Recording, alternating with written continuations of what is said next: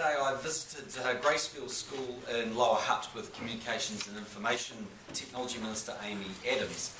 This was to announce that a further 693 schools with around 230,000 students across New Zealand, including Gracefield School, will have access to ultra-fast broadband by the 30th of June next year. This includes schools in Invercargill, Gisborne, Dunedin, Whakatane, Nelson, Wellington, Greymouth, Timaru, Auckland and many other areas. Just over 500 schools will be connected by Chorus, one of the Crown's 4 partners for the ultra-fast broadband rollout. The other 191 schools will be connected by Chorus under the Rural Broadband Initiative. Today's announcement is in addition to the 221 schools with nearly 100,000 students that the government announced in October last year would have ultra-fast broadband fibre built past their gate by July of this year. It also follows the announcement last April that Chorus would build fibre to 521 rural schools under the Rural Broadband Initiative before the 30th of June next year. Last Friday we also announced that Enable, one of the Crown's other partners for the ultra-fast broadband rollout, would be connecting another 11 schools in Christchurch by July this year, bringing the total number of Christchurch schools with access to ultra-fast broadband to 71. This means that more than 1,500 schools and more than half of all New Zealand school students, or more than 410,000 children, will be able to connect to ultra-fast broadband by July of next year. And I think you'll agree that's a fantastic result.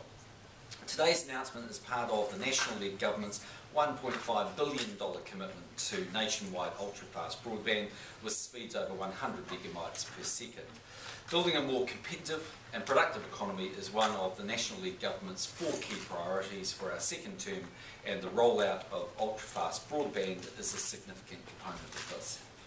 The rollout of ultra-fast broadband enabling fibre to schools is making great progress. We are on track to achieving our objective of reaching all urban schools and 99.9% of school students by 2015.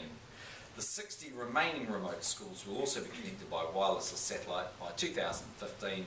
No schools in New Zealand will miss out. Ultra-fast broadband will transform New Zealand's education system, making it one of the most wired in the world. This technology means that students anywhere in New Zealand can have access to the best teachers and online resources globally. In terms of the mixed ownership model, as you will have seen, the State-Owned Enterprises Minister has announced that legislation supporting the mixed ownership model will be introduced later today. The legislation is pretty straightforward and reflects what we've been saying about mixed ownership for quite some time. Mixed ownership will free up between $5 and $7 billion for the government to invest in priority public assets like modern schools and hospitals without having to take on more debt to do so. So that means $5 to $7 billion less that we would have to borrow at any time when the world is more and more focused on government debt, and we think as a government that's important. We're seeing the types of problems European countries are suffering because of the debt trap their economies are strangled by. There's a situation New Zealand needs to avoid if we're to grow our economy and create better, higher paying jobs. Legislation being introduced today replicates Section 9 of the State-Owned Enterprises Act regarding the Crown's controlling stakes in the companies captured by the mixed ownership model. As I've said before, the government is totally committed to meeting its ongoing treaty obligations. Following a series of hui around the country and over 200 submissions, we've taken on board the views expressed regarding retention of Section 9. The legislation also requires the Crown to hold at least 51% of all voting shareholding in each of the energy companies, and restricts our shareholders from holding more than 10% of the voting stock. Air New Zealand is not included in the legislation at this stage. For making decisions about the airline, the government is seeking further commercial advice on implementing its policy, which recognises there is a greater complexity around the company's existing shareholders structure. But the government has made it clear it will retain at least 51% of Air New Zealand. Following our own commemorations last month for the first anniversary of the 2011 Canterbury earthquake, I'd like to remember those in Japan who will be observing the 1-year anniversary of the Great East Japan earthquake on March the 11th. The quake was the most powerful to hit Japan, triggering a devastating tsunami and causing 16,000 people to lose their lives. A further 5,000 are still missing. A year on, Japan's determination to rebuild and recover is something we in New Zealand can take heart from. I've written to my counterpart, Prime Minister Noda, to express on behalf of New Zealanders our thanks for Japan's unhesitating help during Canterbury's time of need, and our sympathy as the people of Japan rebuild their lives and their communities. I'd like to note that this year, Japan and New Zealand celebrate 60 years of diplomatic relations. The fact that both countries went so swiftly to one another's aid in the aftermath of earthquakes underscores the depth and closeness of these historic ties. Just in terms of the House, you'll be aware of in session this week. We're progressing a number of committee stages on the order paper. We also have the first reading of the Mixed Ownership Model Bill on Thursday. We've extended sitting hours on Thursday and Friday, and progressing a number of treaty settlement bills, including 4 committee stages and 5 first readings. In terms of activity, I'll be in the House and obviously at caucus tomorrow and Wednesday. I'll be in Wellington as well. On Thursday I'm in Tauranga before going to Auckland for the launch of Women's Entrepreneurs Week. On Friday I'm in Wanaka. On Saturday I'm at Pacifica. At Sunday I'm at the QMU show. And a few other bits and pieces of my lecture. Prime Minister, what reports have you had on the actions of the New Zealand consul to Cairo in the Algerian kidnapping case? Well, look, I've certainly had reports that the Ministry is working hard to help the family involved.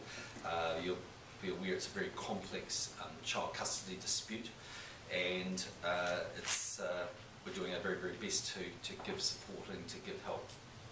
And what about the reports that she's actually confronted the kidnappers over there quite heroically, really? Yeah, I mean, look, I think they've been doing good work to try and support that family in need. My understanding is that everything they've done has been in adherence to the law, and obviously, we've been very careful in that regard. But it's important we provide support for New Zealanders when they need it. There are reports that the woman, the consul, is losing her daughter's been disestablished and is going to have to reapply. Have you sought any details about that? Well, look, I think Mr Chair is making those claims and he's ahead of himself. We're going through a consultation phase at this point where MFAT are looking at the structure of jobs in their overseas embassies and high commissions, but no final decisions have been made yet, and there'll be, I'm sure, quite a series of discussions that will take place once that consultation comes up. Is this a good example of this woman's been as heroic as discussed? Is this a good example of just how useful diplomats can be? Well, I don't think there's any doubt that our Foreign Service provides a great role and supports New Zealanders in their moments of need. But what is also true is that we need to modernise the Foreign Service, and there's a number of ways that we're looking at doing that. I think most people are in agreement. There may be some discussions over what is the right levers to pull, if you like, and what are the right steps to take. But in terms of modernising the service, I think that's important. What about the local agent? Would you be confident that, say, some locally employed agent, perhaps one who's sort of like is more in sympathy with the local cultural customs, might act in the same way and in the same way? Well, again, I think you're ahead of yourself in terms of what actually might happen. I mean, there's no suggestion that whatever the circumstances are, that this person wouldn't get the support in the way that they have, or will continue to have support on the ground in Egypt. The person's being serviced by our embassy in Cairo. As you're aware, one of the suggestions is that there be an 0800 number. The purpose of that number is to be able to direct the nearest point of support. It's not to say that is the support, it's simply as a mechanism for directing support. And it'd be my expectation that whatever happens, and as I say, decisions haven't been made yet, that a person finding themselves in this position would still continue to get support by New Zealand. So you're, in a sense, saying that Ms Pereri would get the same level of support after the reforms that she is getting now? That's my expectation. How could you guarantee that it would be by New Zealand developing? The suggestion is that there might be, companies would tender for that sort of local on the ground. Well, they'll be certainly representing New Zealand, so whether they're a New Zealand citizen or not isn't the relevant point. The relevant point is whether they're acting for New Zealand and in New Zealand's best interest. Do you think those proposals, those restructuring proposals announced recently, in fact, went too far? Look, I don't want to get ahead of that yet because they're going through the consultation process. It is a genuine consultation process. It'll be my expectation that there'll be some give and take on that. I'm not sure everything will be implemented, but I think it's a good starting point in terms of what's required to give both progression to people in the ministry, which has been one of the issues, to make sure that we're resourced in the right places and that we're efficient. But let's sort of see what happens at the end of that consultation period. Do you think government, or has government been surprised at the reaction of staff looking at those proposals? Well, the strength of the reaction? Well, I haven't spoken to John Allen about that yet, or the State Services Commissioner, and I haven't seen any of the submissions. I've seen no number of MFAT staff, and informally they've given me views on what they think is the right steps. People are passionate about that organisation, so we appreciate that. But also, I think there is a recognition that there needs to be change and modernisation. So it's a matter of finding that balance. We'll work our way through it. It is a genuine consultation process, and I'm sure not all of the recommendations will be adopted. What's your understanding of the legal position in this particular case? Is there a grounds for negotiation between Algeria and New Zealand on child custody issues? I can't give you an exact answer of that at the moment. What I've been advised is that the New Zealand representative has acted totally in accordance with local laws at all times, but in terms of extradition, if that was the case of the children out of Algeria, that's a much more complex position. Is there a dispute resolution framework between New Zealand and Algeria, I guess is the question. I can't give you an answer to that at the moment. Are the reports correct that this diplomat sat on the floor and said, "I'm not leaving without my citizens"? Is that the...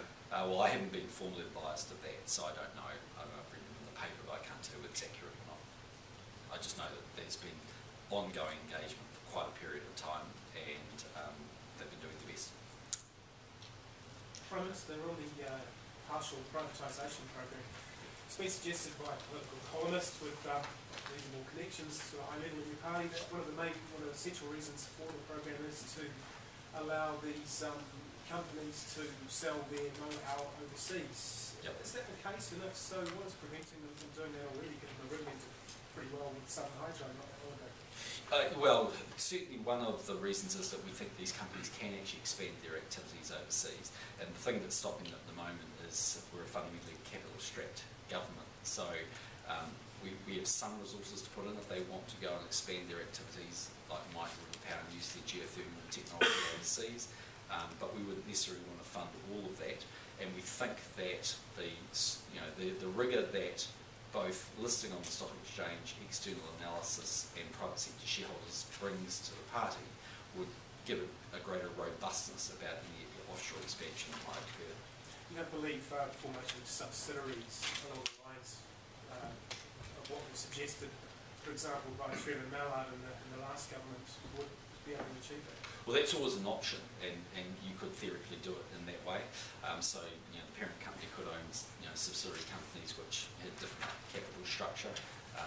But overall, we like the mixed ownership model for all the reasons that we've outlined. And it's not just the release of capital and the ability to use that for other investments. It's really about beefing out the stock exchange. It's about giving greater investment opportunities for New Zealanders. And as I've said on numerous occasions, it defies belief to think that New Zealanders would be happy that their retirement savings that are currently in things like the New Zealand Super Fund should only be invested in Australian energy companies and not invested in New Zealand energy companies, with the exception of Contact. I think that you would want to see that. I think New Zealanders would want to see their KiwiSaver holdings going into New Zealand, iconic New Zealand companies. Does government have a clear, do you have a clear in your own mind exactly how this front of the queue thing will work yet? Because I think a lot of people still don't really understand how New Zealand is being at the front of the queue for shares.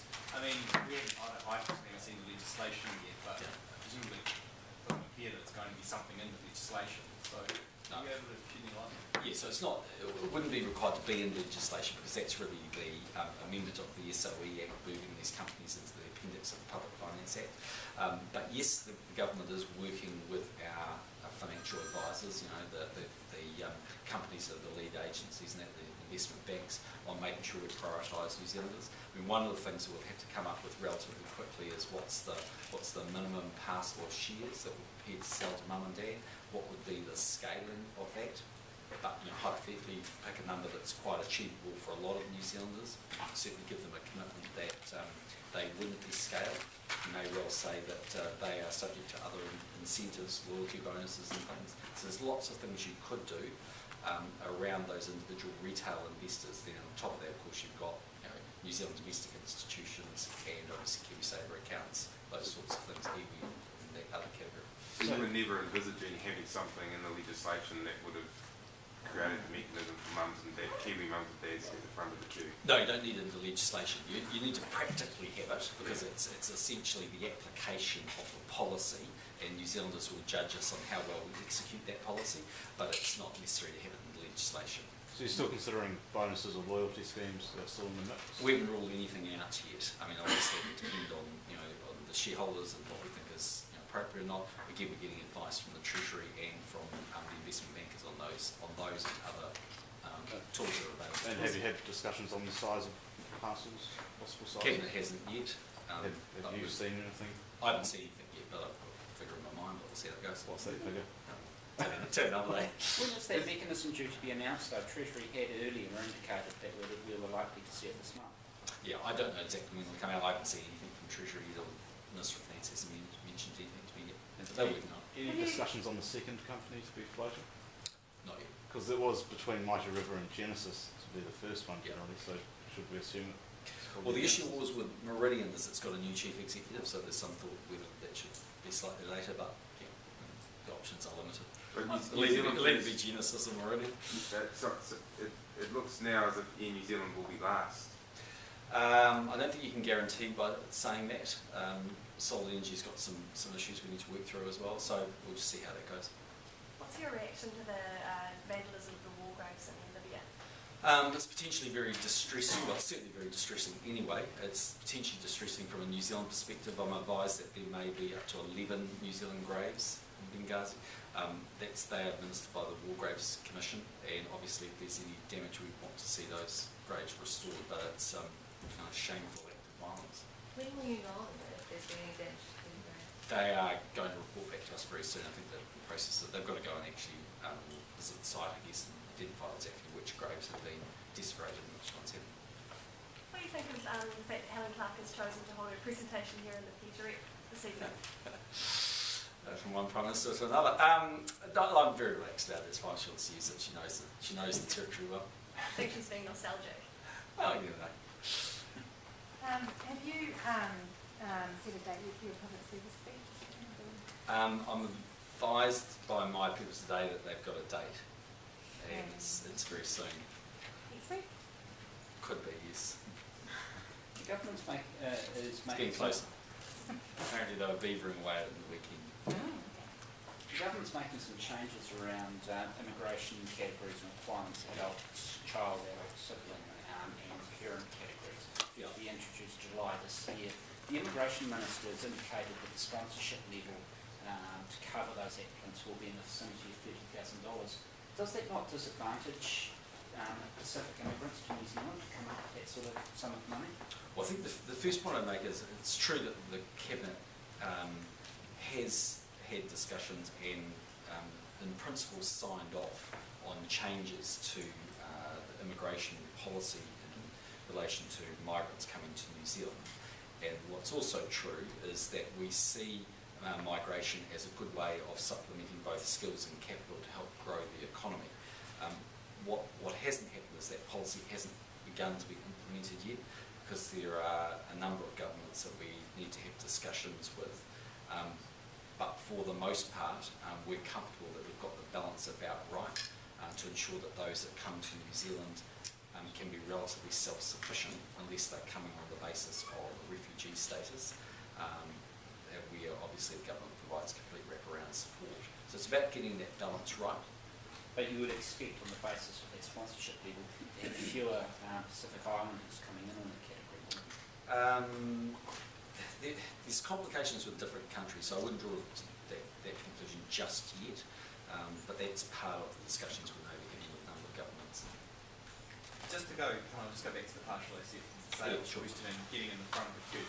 Can you give us an idea, because I think Minister Ryle today said the third quarter has been mighty busy. Yeah.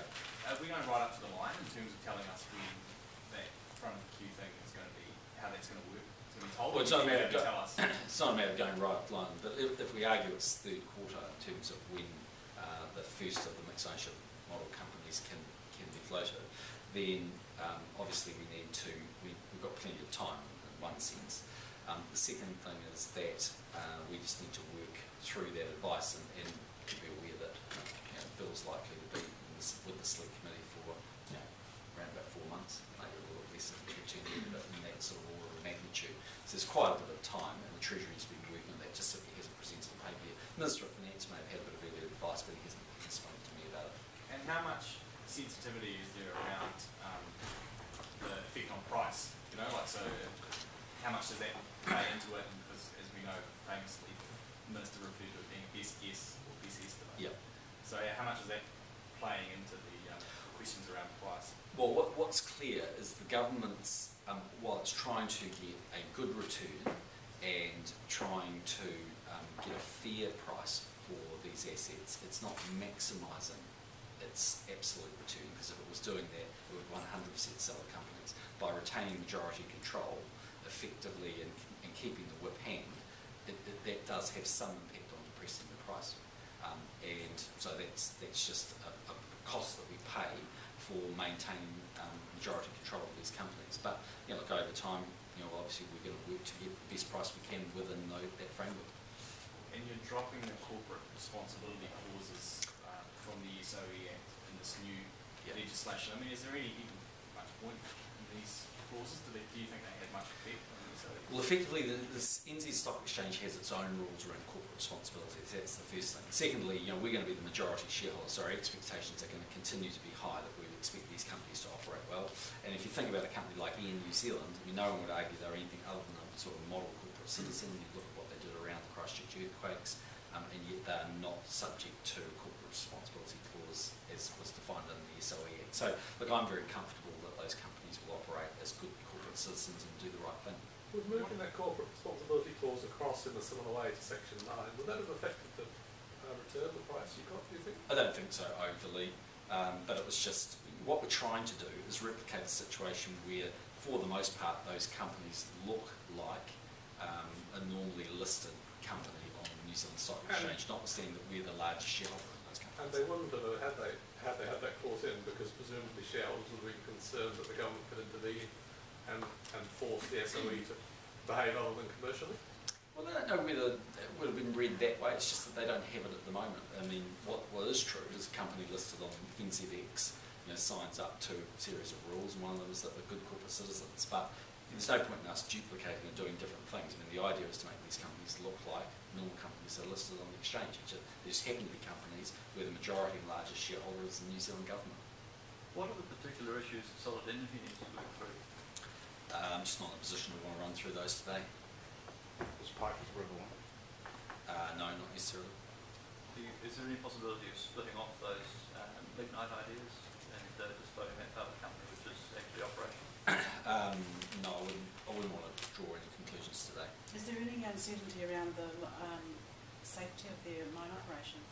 No. That some of their mines are closed down? No. So is it personnel? No. We'll play too many questions, but we don't have that much time. That 10% ceiling, just a reassurance, is that in perpetuity? Like, is there anything to stop the 10% shareholder on selling to somebody who has 10%, or will everyone be always limited to 10%? Yes, the latter, they'll be limited to 10%. So they'll have to sell to very small shareholders if they want to sell their stock? Yeah, although, I mean, if you take someone like New Zealand, for instance, we own roughly 75% of the company. The next biggest shareholder at the moment owns 3%. Right. So you don't necessarily get really big holdings.